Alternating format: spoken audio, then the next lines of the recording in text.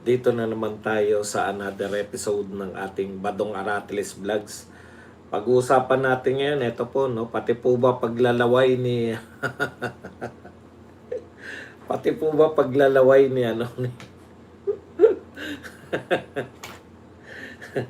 pati paglalaway ni Jerbil Luistro. Mukhang sinisisi na po ni Garin kaya dating Pangulong Duterte. Antindi nyo talaga, no? Talaga. Lahat na lang isinisisi natin. Okay. Si Atty. Sulaika na Chief of Staff ni BP Sara ay gigisahin daw po nito nila de Lima next week. At fireworks, aasahan daw po na may fireworks pa po itong mga prosecutor next week. Yan po ang sangkatutak na balita. Ang dami po natin balita ngayon. Maliliit lang. Magre-react lang tayo. Pero bago yan, kung bago ka pa lang dito sa ating channel, mag-subscribe ka na. Dahil ito lang ang tanging channel na may kinikilingan, may pinapanigan. Una sa balita, huli sa impormasyon, kaya ano pang hinihintay nyo? Pindot na, oh. Nakakatawa talaga, no? Pati po yung paglalaway. Paglalaway na lang ni Lois. Isa-isahin po natin yan, no? Lahat po ng mga issues. Maikling reaction lang po dahil sangkatutak po itong dami ng re-reactionan po natin na tatabunan na tayo ng mga balita. Okay. Unahin na po natin tong kung ano na lang po, no? Una sa ating para wala tayong nalalagpasan. Una po dito sa ating mga balita, Marcos Jr. inutusan umano si Abalos na siguraduhin nararamdaman ang serbisyo ng gobyerno. Yan po kasi dahil ngayon po negative 20 something na naman si BBM, no? Dito po sa Publicos Asia naman. Panay negative na po talaga eh. Alam nyo, Mr. President, ayon kay Palace Press Officer at Undersecretary Claire Castro, binigyan din ng Pangulo si Abalos, ng kapangyarihang kumatawan sa kanya at maglibot sa iba't ibang bahagi ng bansa upang tugunan ang problema at pangangailangan ng mamamayan. Alam niyo, Mr. President, no? Hindi meron na kayong sigadon, anti-poverty, meron pa kayong mga kine-create para doon sa tinanggal yung DOT sa tourism. Hindi na natin naririnig kung ano na nangyari ron kay sa may tinalagan nyo sa tourism. Tinanggal nyo dahil walang turistang pumapasok, no? Wala pa rin pong turista, di ba? Hindi po yung mga tao nyo na yung mga problema, Mr. President. Meron pa, sigadon. Tapos eto na naman, magbibigay na naman kayo. Ang gusto, hindi po kaya ni Abalos. Ang dami na pong umiikot para sa inyo. Ikot ng ikot si DPWH, Boy Tokis. Ikot ng ikot. Ano po ang ginagawa niya sa pag-ikot? Turo ng kung ano-anong tinuturo. Alam niyo, Mr. President, honest to goodness na paglilingkod, hindi po kinakailangan yung ikot lang ng ikot, no? Hindi po kinakailangan na punta lang doon, tanungin sila, magbigay ng ayuda. Hindi po ganoon ang pamamahala.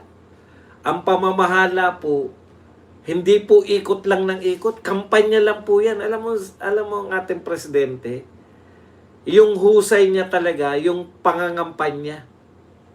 Hanggang ngayon, nangangako pa.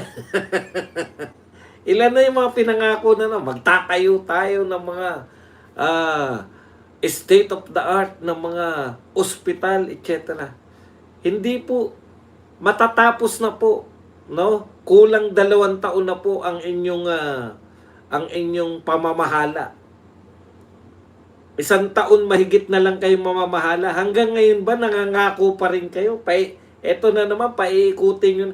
Ang dami na pong umiikot. Ang gusto po ng mga tao, simple lang po. No? Baka wala kayong ideya. Baka takantaka kayo. Pagod na ako sa kaiikot. Hindi po kinakailangang umikot. Magpakulong po kayo. Kahit iligtas nyo na sarili nyo. Ipakulong ninyo yung mga sinasabing mga utak ng corruption. Matutuwa po. Kahit po matulog lang po kayo sa Malacanang. Umistambay lang po kayo. Hindi po kinakailangan. May mali po kayong konsepto ng pamumuno eh. No? Para saan yan? Bakit nyo po paikutin? Aalamin ano kailangan nyo dyan. Magbibigay kayo ng konting ayuda. Matagal nyo na pong ginagawa yan. Ikot kayo ng ikot. Wala po. Hindi po maramdaman ng mga tao yung mga ipinangako nyo. Ngayon, pwede po. Ipakulong nyo si Martin, ipakulong nyo yung si Chis Escudero, ipakulong nyo si Joel Villanueva, ipakulong nyo yung mga congressman, pagtrabahuin nyo yung Blue Ribbon Committee. Pagalitan nyo si Erwin Tulfo. Erwin Tulfo, ba't hindi ka nag-iimbestiga? Bakit panay impeachment yung inaatupag mo? Tigilan nyo yung kako-comment sa impeachment. Magtrabaho kayo ng totoong trabaho. Alam nyo po, ang isang pinuno, ako naging pinuno rin eh. Hindi ko po makukumpara sa pagiging presidente. Pero kung ikaw po pinuno, ang una mong gagawin, ang una mong tatrabahuin, yung pinakamabigat na problema. Doon yung energy mo, ang nauubos yung energy nyo. Minsan, denayo nyo si Leni Robredo sa Bicol, tinuro nyo yung kanal. Minsan, may pinuntahan kayo, 3 depa ng kalsada, nirepair. Alam nyo, yung presidente kayo ng Pilipinas, tapos nagpunta kayo ron sa lugar, nauubusin nyo ng kalahating araw para lang doon sa 3 depa na repair ng kalsada. Sayang yung pagiging presidente. Umupo po kayo sa Malacanang, ipatawag nyo isa-isa. O, anong gagawin natin? O, kausapin nyo si Erwin Tulfo, mag-imbestiga ka. Kahit kamag-anak ko yan, ipakulong mo. Ba't wala nakukulong pa? Wala pa rin kayo nakikitang ganun. Hindi yung magbabayad na naman tayo, cabinet official, cabinet, ang mahal po ng ipapasweldo dyan kay Abalos. May mga tauhan na naman yan para umikot ng umikot. Magkano naman ang babudget natin dyan? Nothing but cash. Thank you very much sa 125 pesos. Okay, punta na tayo sa ibang balita. Kaya wala rin po yan. Hindi rin po kayo mapapataas yan kung paano po si Anticler na salita ng salita para sa inyo, banat ng banat. Ganon din po yan. Wala rin po silbi yan. Ito po ang pahayag. Malungkot na po kayo. Yung nagbabalak po na pumunta pa sa Supreme Court. Katulad po nito ni Ping Lacson na huli na po. Ang tagal mag-isip di ba? Na isahan na sila ni Chis Escudero. Nagsalita na po si Chis Escudero 16. Ito po si Ascuña. Dati pong Supreme Court Justice at isa sa mga nagsulat ng 1987 Constitution. Ito po ang pahayag niya. 16 vote rule. Pananggal laban sa pagmamanipula ng impeachment.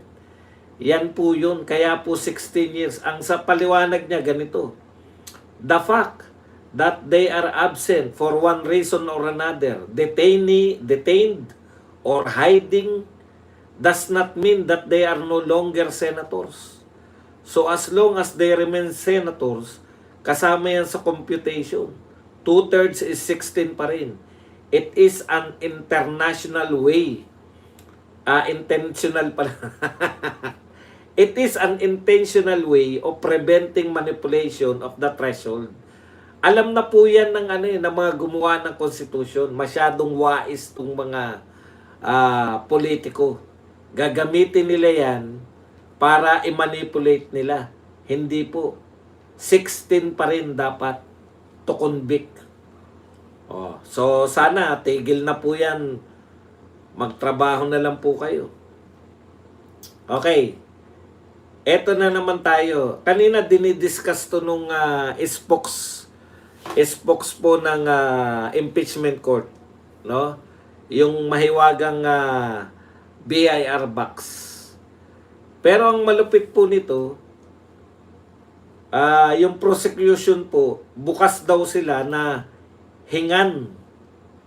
Kasi si President Marcos po, may kapangyarihan po siya na pabuksan itong BIR box.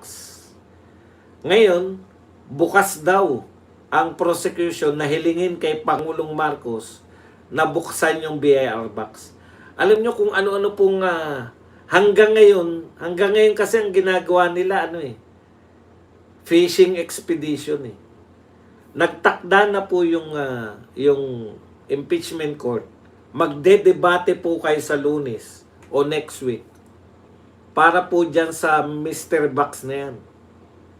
Kung ipapasabpi na ba yan ng impeachment court at hindi. Kasi fishing expedition lang po yan Ano ba yung laman ng BIR box? Ang laman po niyan ay pagbabayad ng buwis. Pinagbayaran. May kinalaman po sa buwis. Ngayon, ano po ang kinaso ninyo na may kinalaman sa buwis kay BP Sara?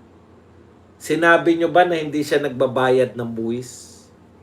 Samantalang, lahat po ng public official, alam po natin yan. Maski si BBM Di ba? Yung sinasabing hindi siya nagbabayad ng buwis. Kaltas po yan. Kinakaltas po yan. Siguro ang hindi mo lang magagawa, yung pagpapile ng income tax return. Pero yung pagbabayad po ng buwis, kaltas po yan sa pampubliko. Di po ba? O ngayon, kaya wala po ako nakikitang dahilan kung talagang ang intention po nila ay kasalanan ni BP Sara. Wala po ako nakikitang dahilan para pabuksan yung BIR box. Dahil tinitiyak ko sa inyo, ang pagpapasweldo po sa mga tao sa pamahalaan, kaltas na po yung buwis. Kaya minsan nga, pag mali yung quotation, nagsosoli pa Sinusolian ka pa ng tax mo dahil nasobrahan ng kaltas sa'yo. Ano pong kinalaman ng BIR box? Sasabihin nila, baka si asawa niya, okay, tanyo na. Asawa na pala ang gusto nyong kasuhan, hindi na pala si BP Sara. Nakukuha nyo po. Ang intensyon ninyo, ang pinagbibintangan ninyo, si BP Sara nakagawa ng kasalanan. Ngayon, sasabihin nyo na ngayon, asawa na niya nakagawa ng kasalanan. Paano mangyayari?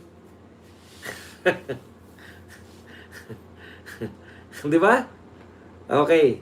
Ipaubayan nyo na sana sa kasi baka makialam pa si BBM. Alam nyo, Mr. President, dapat kayo, wag na kayo makialam dyan sa impeachment. Kasi pag once na kayo nagpabukas niyan, totoo, may kapangyarihan, sa pagkakalam ko, may kapangyarihan sila. May kapangyarihan yung presidente magpabukas ng BIR box. Pero alam naman natin na gagamitin laban kay BP Sara. Hayaan nyo na yung korte. Pag nagpasya yung korte, pag nagpasya yung korte na pabuksan yan, susunod po sila lahat.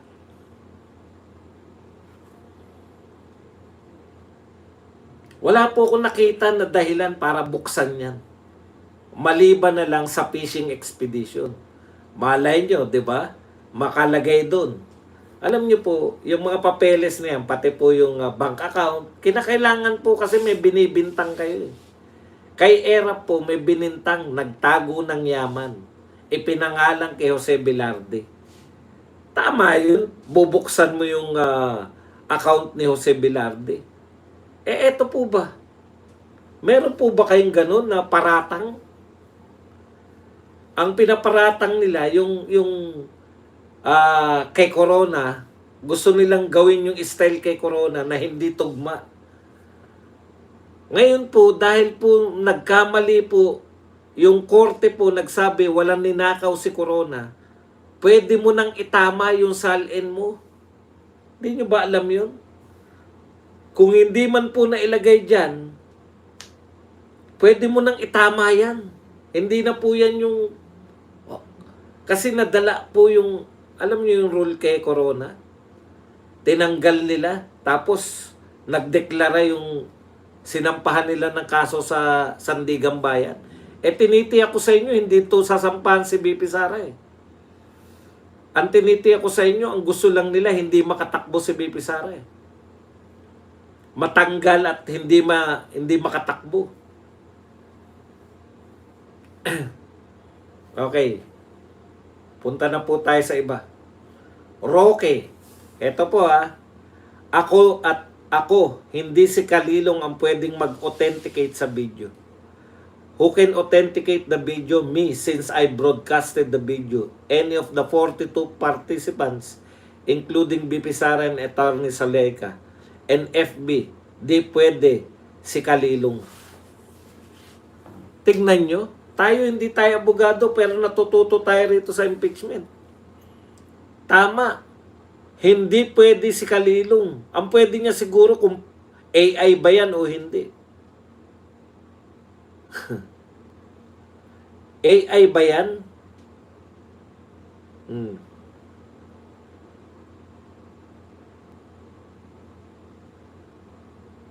O hindi. Yun lang yung kay Kalilong. Pero yung authentic na ito talaga yung naganap, ito talaga yung laman, na ito walang Sabi ni Roque, siya lang ang makakapag-authenticate or sino man dun sa mga participant.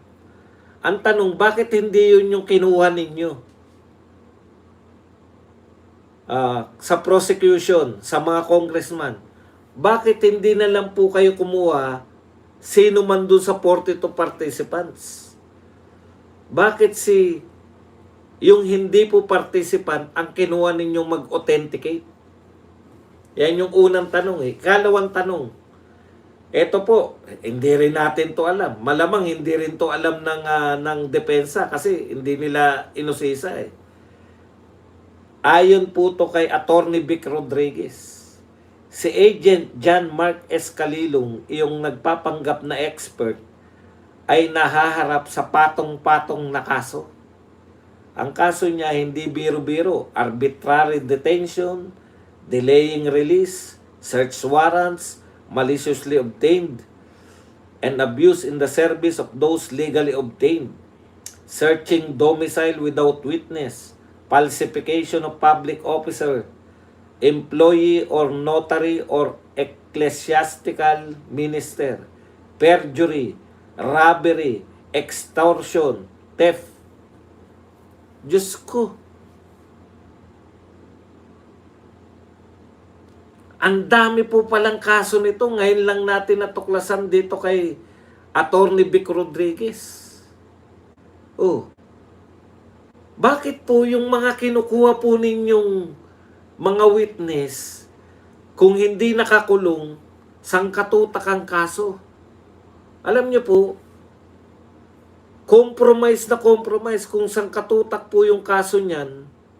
Di po ba? Kaya ang question, di ba, ang tanong ko kanina, ang dami po nun, 42 yun. Pwede kahit isa lang dun ma-authenticate nyo. Kung yun lang po yung purpose nyo, ma-authenticate. Hindi. Ang dami yung tanong sa kanya na gusto nyong palabasin, na alam ni Kalilong na si BP Sara ay nakakuha ng So wala. Ngayon, ito po, compromise po yung pagkatao niya dahil sa sangkatutak. Sangkatutak po yung kanyang kaso pala. Alam niyo po, meron tayong, nakalimutan ko na po kung sino sa mga big time na abogado. Pinaliwanag po yan Sa normal po na korte, pag ang yung kadalasan po hindi po kumukuha ng mga nakabilanggong testigo. Alam niyo po kung bakit? Yung judge po na marunong, kasi yun ang trabaho niya judge pagiging judge. Meron kagad negative yan pag ang witness mo, negative na kagad sa judge pag ang witness mo ay isang bilanggo. Kasi alam nila na itong mga gustong makalaya niyan Kahit na anong gusto mo ipaamin dyan sa mga yan, aaminin nila para lang sila makalaya. Hindi po sila katiwa-tiwala bilang mga witness. Takan-taka tayo rito sa mga to.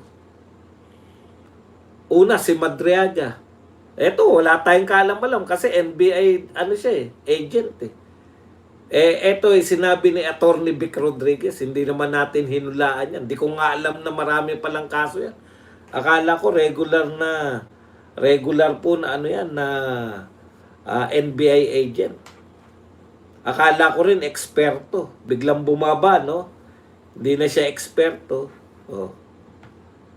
Yun po pala. Kaya po pala siyang testigo nila. Kasi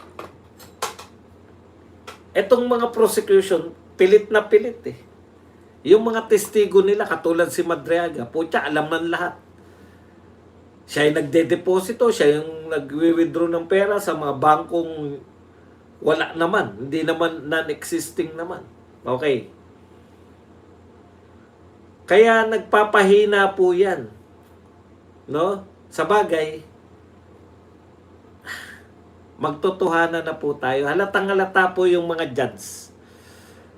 Halatang-halata na po yung mga senador sa kanilang mga kinikilingan. Kaya ito, pag-aaksayan na lang to ng pera Pag-aaksayan na lang po talaga to ng pera. Dapat meron din tayong batas. No, na pag merong, kasi gusto ni Zubiri gumawa ng batas, di ba? Na pag-threaten may special na batas sa pagte-threaten sa matataas na tungkulin.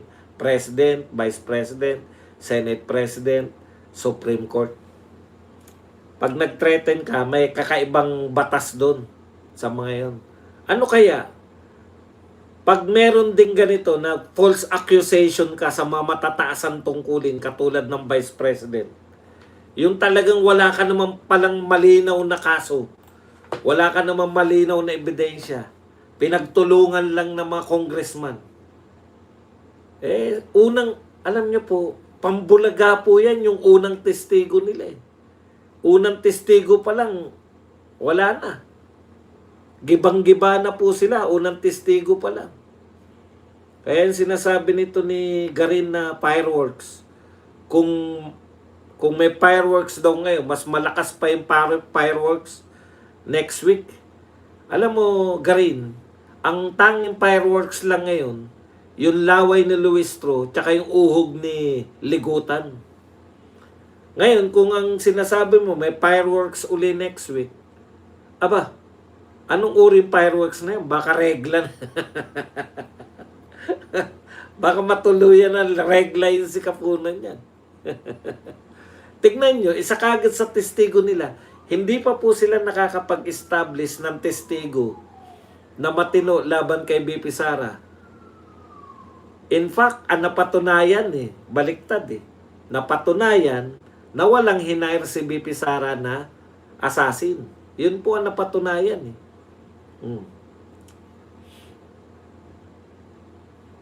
Ay, 1,000 na po tayo. Palakpakan naman dyan. Mag-likes naman kayo. 300 pa lang yung likes. Hindi po ba?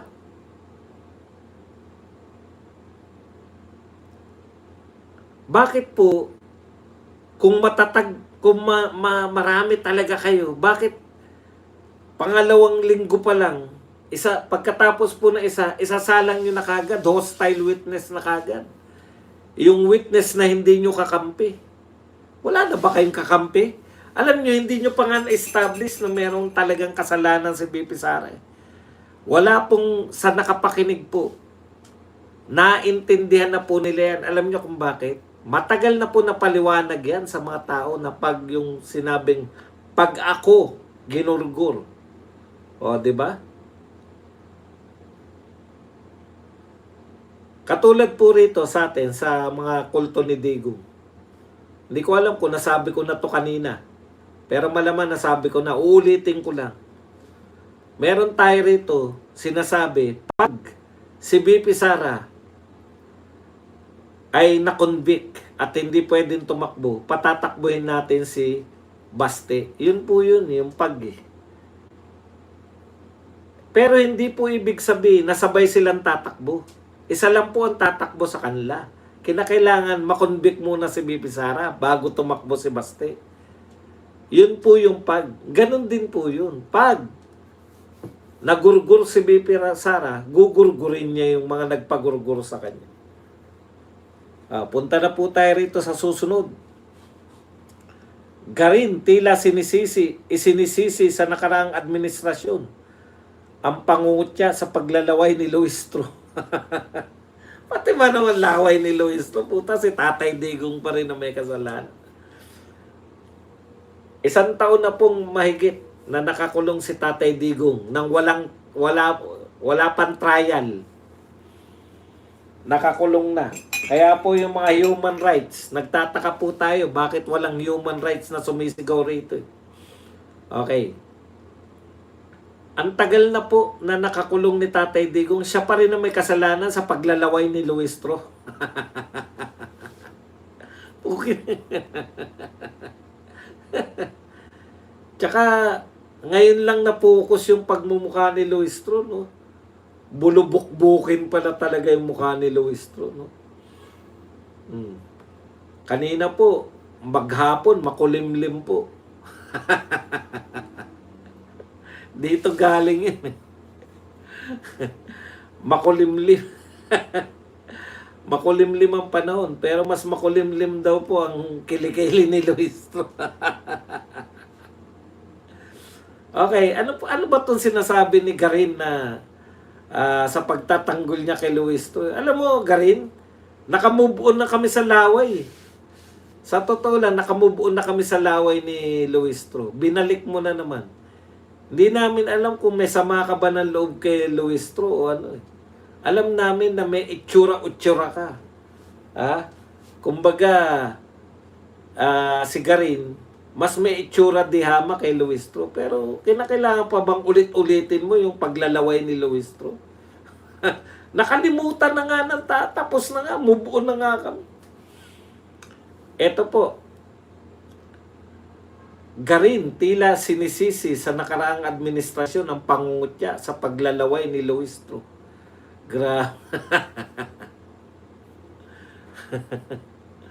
Naniniwala si House Deputy Speaker Representative Janet Garin na panahon ng iwasto ang mga aniyay hindi magagandang kaugalian na nabuo nung nakaraang administrasyon.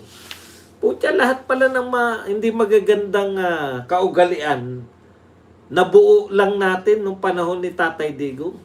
Hindi talaga itong mga ito, no? Na nabuo nung nakarang administrasyon kasunod ng pagkalat ng mga memes at pangungutya kay Lead House Prosecutor Representative Jerbil Luistro dahil sa namuong laway. Hindi ako naniniwala na panahon lang ni Tatay Digong. Ganito po ang nangyari, no? Yung mga tao sa gobyerno noon, masyadong prim and proper magsalita, pero mga demonyo, mga magnanakaw. Si Tatay Digong, siya po ang naging pangulo na kung ano po yung ginagawa natin, pangkaraniwan tao, ginagawa niya rin. Nagmumura tayo, nagmumura din si Tatay Digong. Ayaw natin na magnanakaw, ayaw niya rin. Ayaw natin ng adik, ayaw niya rin. Kumbaga, si Tatay Digong lang sa lahat na naging presidente, ang pinaka down to earth, ang pinaka na-appreciate natin dahil kung ano yung ginagawa natin sa pang-araw-araw na buhay, yun yung ginagawa ni Tatay Digong. Nagkakamay, ang pagkain napaka-normal. Natatawa nga ako rito sa mga to birthday ng presidente, di ba no? Kala ko ba simple yan, bet me lechon. Alam nyo po sa Davao at saka sa Cebu, puta ulam po talaga yung lechon.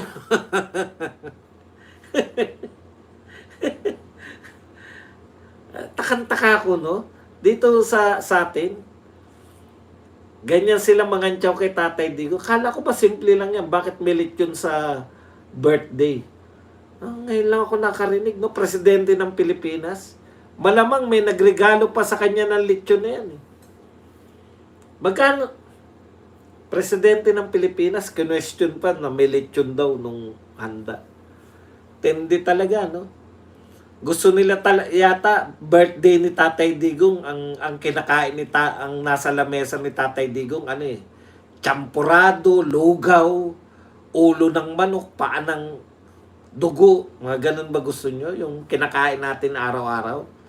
Yung mahiya. Yung mga utak.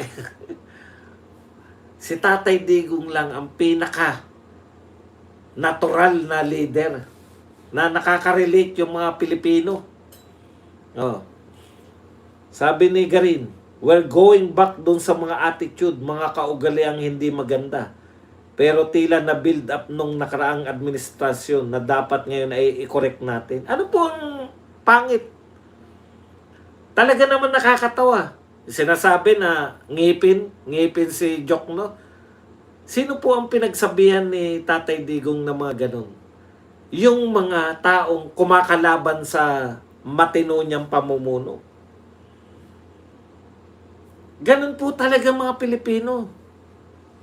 Bakit ba sa tingin nyo meron tayong mga ang naging pangalan ay Komang, meron tayong naging pangalan Luga, meron tayong naging pangalan ay Kirat, meron tayong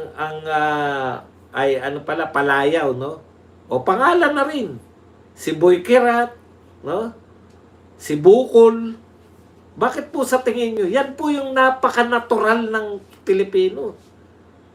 Makitaan ka na may tutuli ka, puta, habang buhay ka na, Boy Luga na ang tawag sa'yo. Bumagsak ka dahil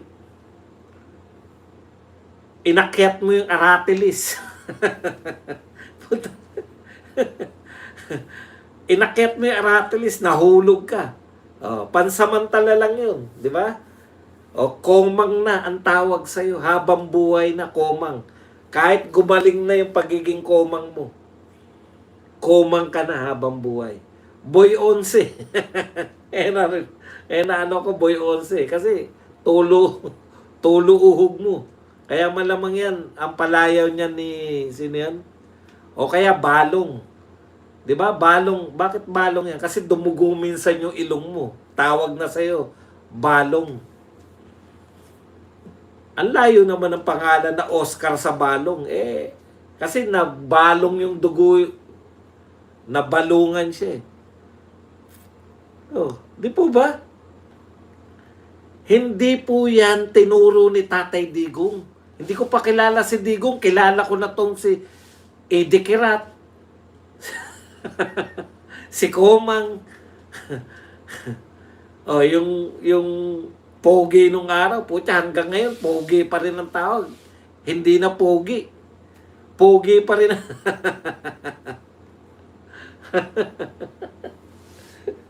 Okay. Ang point lang natin, huwag nyo pong ibanat yan kay Tatay Digong kasi hindi po si Tatay Digong ang nagpauso niyan. Yan po talaga ang kultura ng mga Pilipino. May nabasa nga ako, nangangampanya si Manuel Quezon nun. Puta, may nakita siyang duling. Tinawag niya, Doc Leng, kumusta ka na? Ganon sila, mga politiko sila . O di imbis na sa tingin nyo magagalit yun. Magagalit sa tingin nyo kay Manuel Quezon yun, nangampanya. Proud na proud pa siya, kilala ko nito. Yan yung Oy, congratulations sa UPI . Ito po, may pagmamalaki natin, no? May manawagan na rally, ang dami agad, no? Dami po, puno rin halos yung Siyempre, mas marami yung rally ng iglesia. Pero yung UPI, okay dati, yung mga ang iniisip ko, hindi ako pupunta, konti lang to. No? Kasi hindi kasama iglesia. Nagulat ako, dami ring rally kanina sa Liwasang Bonifacio. Ibig sabihin, yung mga tao talaga, Yung mga Pilipino, putya, pag may nanawagan na rally po, may palugaw kagad si Chavez. Ang tanong ni ni Garin, kailangan ba pagtawanan yun, yung may laway ka? Para po hindi pagtawanan, sana sinabihan po siya ng mga kasama niya. Binigyan ng notes. Ma'am, meron kayong ano rito. Di po ba? Hindi yung... Okay. Punta na po tayo rito sa iba pa. Isa-isahin natin.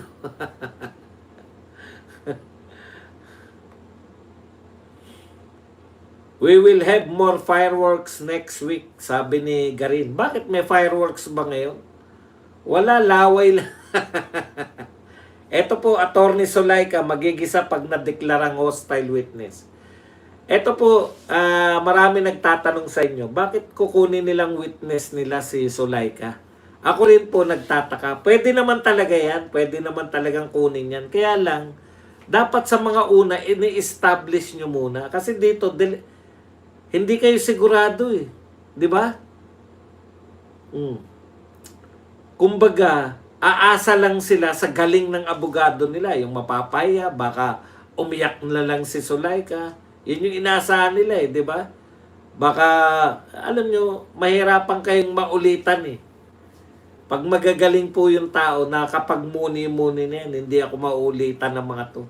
Ginawa nyo na yan kay Zulaika nun. Sa hearing nyo dyan sa House of Representatives, hindi nyo na magagawa ulit ngayon.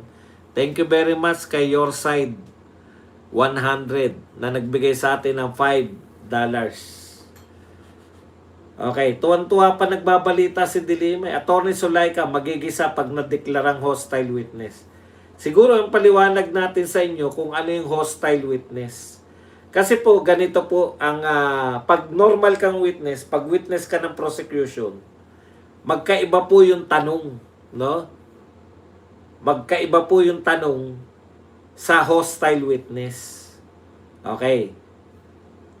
'Di ba sinasabi na leading? Objection, Your Honor. What's your objection? Leading. Bawal kasing leading yung ma-question mo, yung oo hindi lang pag ikaw prosecution. Pag witness mo yan, hindi pwedeng oo at hindi lang. Pero pag kinocross mo siya, pwedeng oo hindi. Ikaw ang nagga-guide. Para bokyain mo siya. Magkaiba po yung tanungan eh. Okay. Yes or no lang dapat pag ikaw yung nagko-cross. Sinabi mo kanina na ganito to. Tama ba? Opo. Ayan, mga ganan. Kinocross ka kasi. Yung ipapakita kung ikaw ba ay katiwa-tiwala. Okay. Ngayon, pag ikaw ay hostile, pwede kang leading. Kaya, ang balak nila, ipapahiya nila si Zulaika. Yan po yan, gigisahin nila. Yun. Kaya lang ang question ko nga, wala na ba talaga kayong yung testigo nyo na pabor sa sinasabi nyo? Bakit banat agad?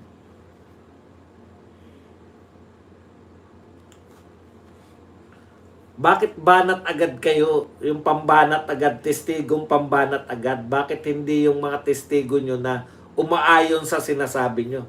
Bakit yung hindi iharap nyo muna yung mga testigo na nagbibintang kay BP Sara ng krimen?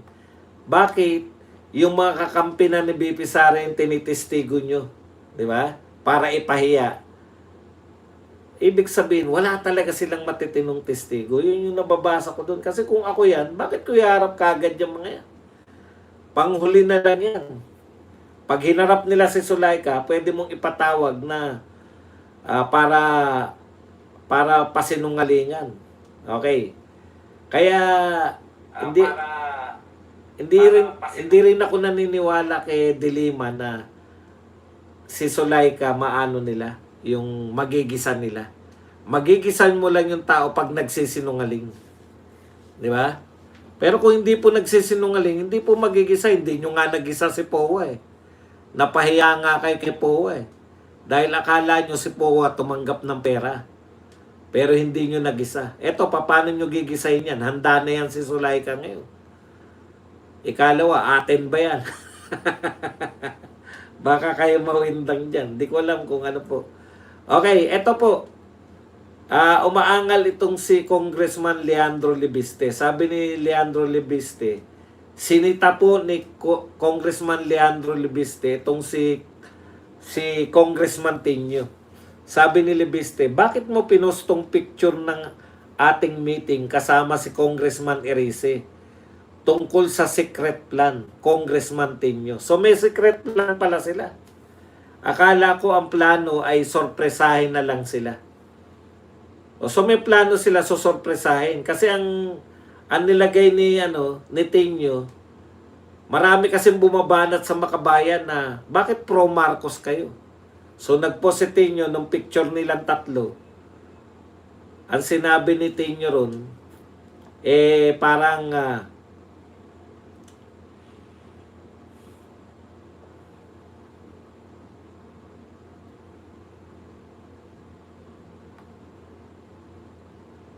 inciting Bacanyo.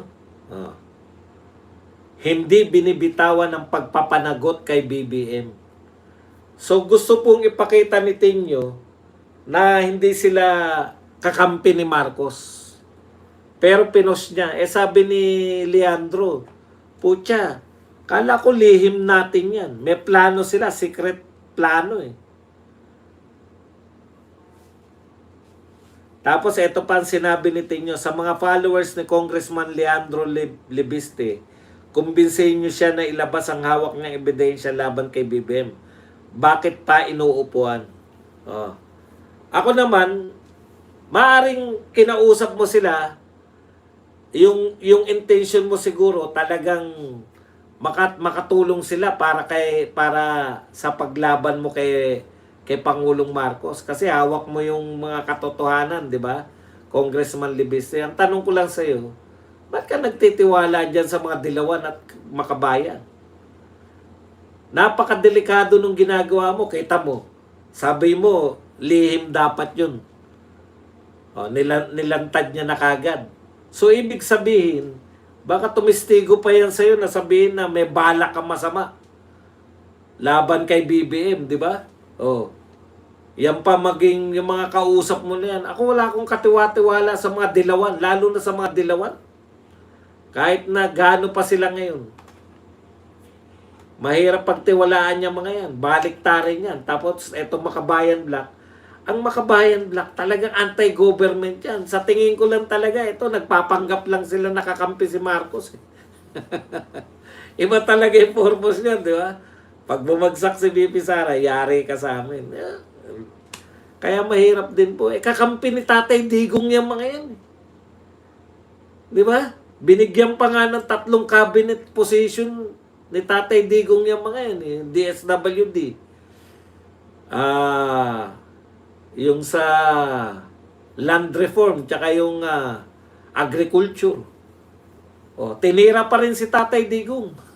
Kasi nga, lagi sila anti-government. Lagi stand nila. Kaya lang, alam nila na mahirapan sila pag hindi sila nakisama para pabagsakin yung mga Duterte. Duterte na naman. Kaya yan yung pinoproblema ko dyan sa mga yan. Si Duterte lang po. Duterte lang po yung hindi nila yung Marcos lang po yung hindi nila mula simula ay tinira. Kaya ako, Congressman Libiste, hindi ko alam kung bakit mo ginagawa yan. Sinusuportahan ka naman namin. Suportado ka namin Tapos, may mga lihim na deal ka pala dyan kay Erice, tsaka dito kay Tinio.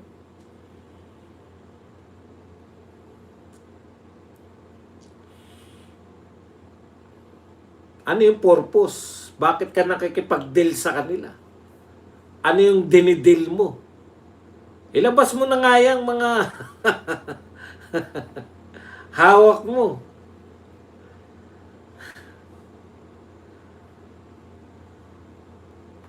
Hindi naman natin masasabi na balimbing agad kasi wala pa naman siyang, hindi pa naman siya, hanggang ngayon naman maka Duterte pa rin siya, di ba? O, ang problema lang, mahirap yan. Kung ano man yung binabalak nyo, nakasama si Tenyo at si Erice. Okay. Aalamin natin yan.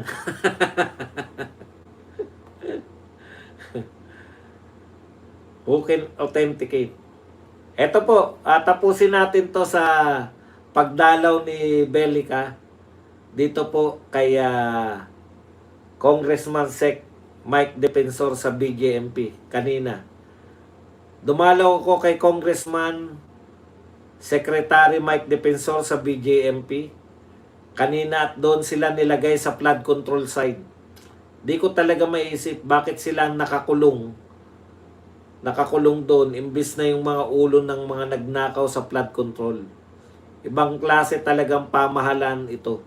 Yung inosente at nag-expose kinukulong. Tapos yung mga nakaw, yung nagnakaw ang pinoprotektahan. Yan po ang nakakasama ng loob, hindi po ba? Na alam naman natin na si Marcoleta, siya po yung nag-iimbestiga dyan sa pagnanakaw sa flood control. Ito naman po si Mike Defensor, siya po yung tumutulong dito sa 18 Braves. Pero sila po yung nakakulong ngayon. Yung mga tinuturo po na nakatanggap ng maleta, yung mga tinuturo po na mastermind na hindi po natin naririnig na naiimbestigahan. Pati po yung Blue Ribbon Committee. Sana may mga page po yan si Erwin Tulfo. Bugbugin nyo po yung page nila na kailan siya mag-iimbestiga ba? O hindi na pwedeng mag-comment. Baka bawal na mag-comment. Grabe kayo, no? Talaga ito talagang yung pinamumukha pa. Etong gobyerno, yung mga kakampi ng mga sa gobyerno to, ipinamumukha pa sa inyo na kayo ang dapat o sige. Lahat po na nanawagan, natutuwa po na nakasalang po sa impeachment trial si BP Sara. Lahat po yung mga yan. Bakit wala po nag-isip sa inyo kung accountability talaga? Bakit ayaw nyo pong habulin yung mga magnanakaw sa flood control? Si BP Sara, talagang gigil na gigil kayo. Magkano ba pinag-uusapan natin pera kay BP Sara? Wala pa pong 1 bilyon. Wala pa nga 100 million eh.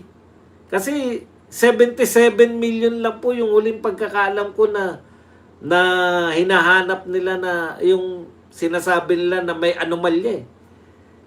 Palagay nyo ng 100 million, ikumpara nyo po. 100 billion, 500 billion, billion ang pinag-uusapan dito eh. Ni ayaw ninyong pag-usapan. Walang nananawagan sa inyo na mag-imbestiga si Erwin Tulfo.